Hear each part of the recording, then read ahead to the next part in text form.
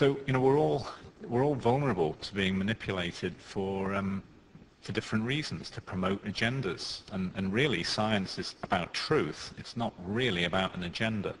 And journalists need to get at the underlying truth and report it faithfully and honestly. Well, I'm going to... There does need to be better dialogue and better access. And it is true that many scientists are poor communicators because we're not trained in it. We're trained to handle test tubes. And then there are multiple agendas, and university press offices and journal press offices have the goal of filling newspaper column inches, and they will put out stories that are in the best interests of the institution or the best interests of the journal, but are not necessarily important, and yet they're rammed down journalists' throats, and then the wood gets lost for the trees. If everything is a breakthrough, nothing's a breakthrough.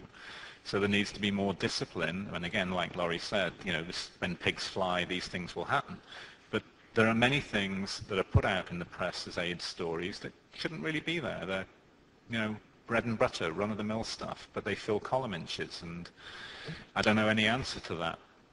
And then there are sensationalist stories that are put out. You know, the supervirus that ate New York was the big thing of about 18 months ago. The final report on it was issued last week by the CDC and the MMWR, and absolutely got no column inches. So what's out there is big sensation, you know, everyone in New York's going to die of this rapidly progressing virus. And the final outcome of the story was nothing. You know, there's all sorts of bad stories out there and all sorts of good stories that don't get written, but it's an imperfect world and we're all responsible for that. But what I want to ask, and what I want to propose is, should we be having a new ethic in journalism? Is it really the role of the media to challenge scientific consensus? Is it really the role of the media to say, well, the scientific consensus is wrong, the scientists have got it wrong?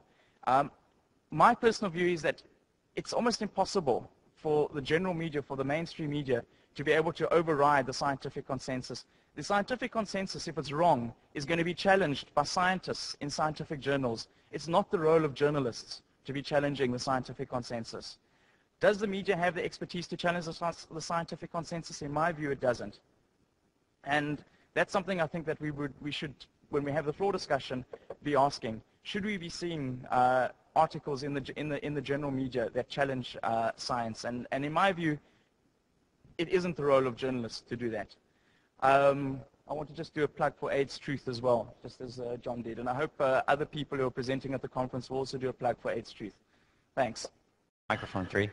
Thanks very much. My name's Richard Horton and I work at a medical journal, so before I start criticizing anybody else, I should just say I plead guilty to all of the things you say that journals are responsible for. It is an imperfect world. We do our best and every week we make mistakes. However, I'd like to pick up on a couple of points, one from Nathan, one from Laurie. Nathan, you raised a very interesting question about, is ethics the problem? Should journalists refrain from challenging the scientific consensus? I think journalists should be challenging the scientific consensus every day. And I wish that journalists had challenged the scientific consensus on vials, on SSRIs being used in under 18s, and in all the instances of research which 18 months, 2 years or longer down the line turned out to be fraudulent. Because if it wasn't for journalists acting as a test of science that's published in journals such as the one I work for, the Lancet, then actually we don't have a balance of power in the way science gets reported. So please don't ask journalists not to challenge the scientific consensus. So that's the first thing. The second thing is Laurie's point. Why is it? And, you know, back in the 90s, I remember spending time with Celia Farber and Peter Duesberg writing about what they were writing about for the New York Review of Books. And so why, your question at the very beginning, why are we still doing this, is the one that we actually haven't answered in this session. And we should be looking to an answer for that question. Why has it survived? I think part of the reason is we're too polite. When Manto Shabalala-Simang steps up onto a World Health Assembly panel in Geneva, she is listened to with deep respect. People don't walk off the panel. The Director General of WHO doesn't not invite her to that panel. He welcomes her. So part of the reason is we tolerate these dissenting views, we respect them, and we actually pay tribute to them because those people who embody them are still invited to events and given a world stage. The day we stop doing that is the day we start to at least push that off the mainstream agenda. But part of the problem is also our responsibility in this room.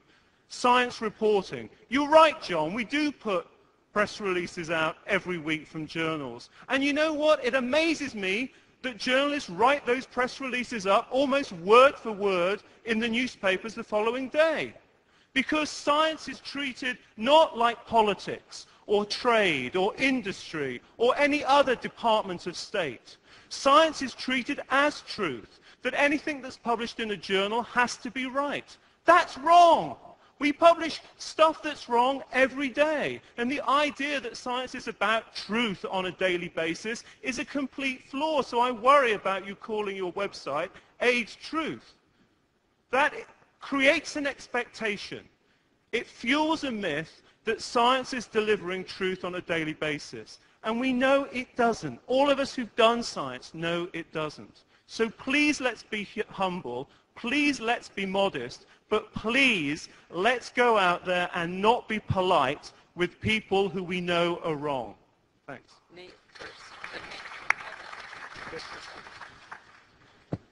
I agree with almost everything you said in that speech. I think that you said very many really good points. And I certainly don't want to see general scientific consensus go unchallenged on many things.